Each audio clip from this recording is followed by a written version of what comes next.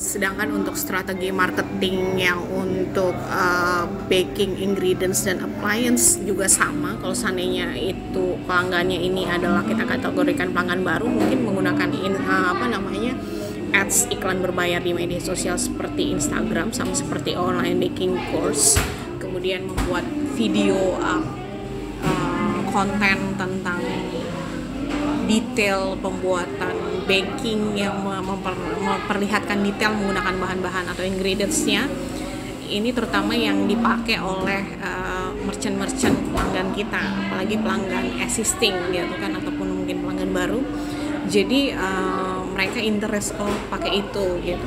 Dan apalagi kalau one stop solution berartinya menyediakan kan, berarti ada dan bisa di-purchase di tempat kita gitu. Dan kemudian reguler untuk memposting tadi video atau di konten tentang pembuatan baking ingredients-nya. Videonya mesti menarik dan harus memang reguler diposting di media sosial seperti Instagram maupun TikTok, karena memang secara engagement itu cukup tinggi di sana. Karena kayak mukbang ataupun review makanan itu cukup tinggi, kemudian juga review tentang tadi kayak ingredients ataupun tools daripada yang berbau kuliner yang cukup tinggi di sana. Kemudian yang kedua adalah tadi video ketiga mungkin mengadakan kuis atau giveaway ya buat pelanggan. Kemudian yang terakhir adalah mungkin info promosi kali untuk bahan-bahan atau ingredients yang lagi promosi, sehingga pelanggan tertarik untuk repeat order dalam jumlah yang banyak ke tempat kita.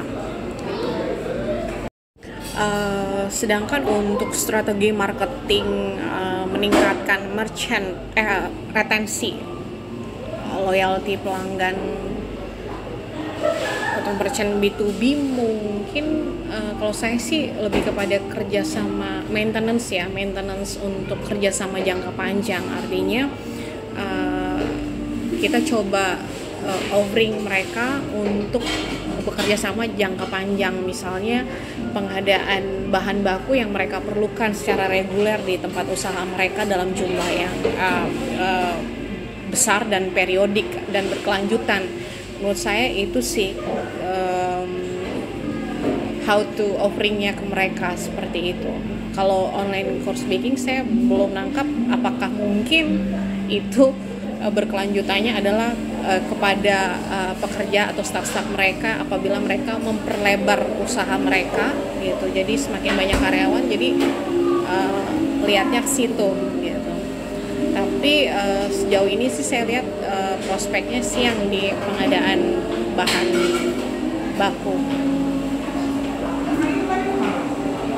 Kalau program dikatakan berhasil, menurut saya satu pasti jumlah yang mengikuti online course baking meningkat gitu kan. Kemudian feedback dari pelanggan existing maupun barunya cukup banyak gitu, karena mereka excited dengan online course baking yang diadakan, ataupun mereka yang memberikan feedback untuk online course baking apa sih yang mereka perlu untuk diadakan ke depan.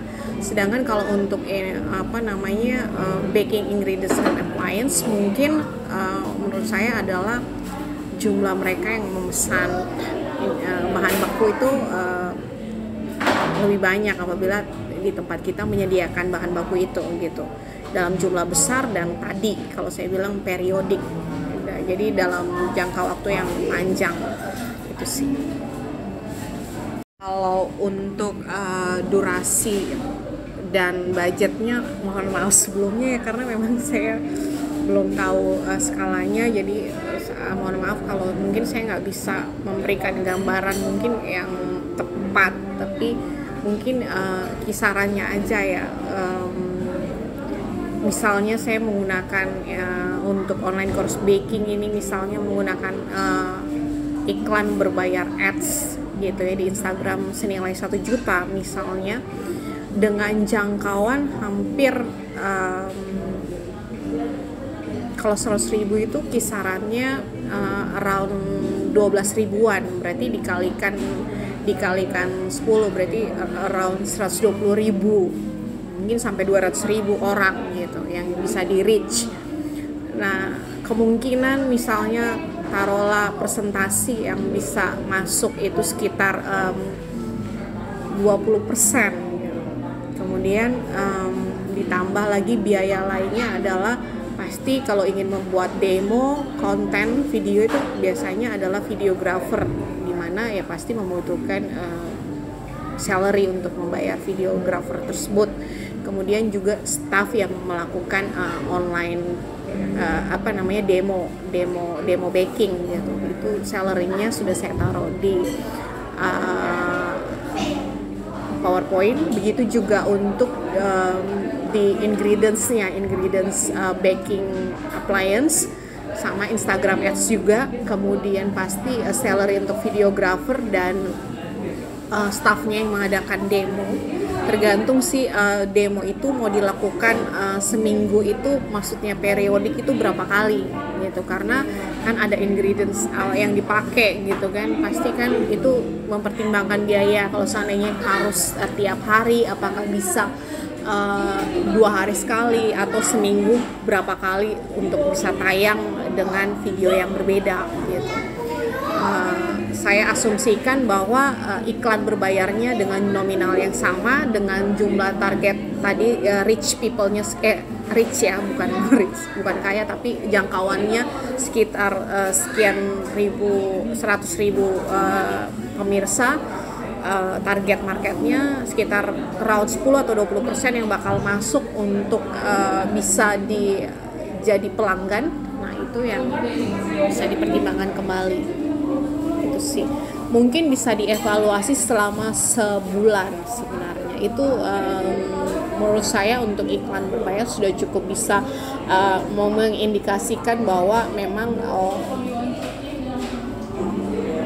bisnis ini jangkauannya sekian. Terima kasih.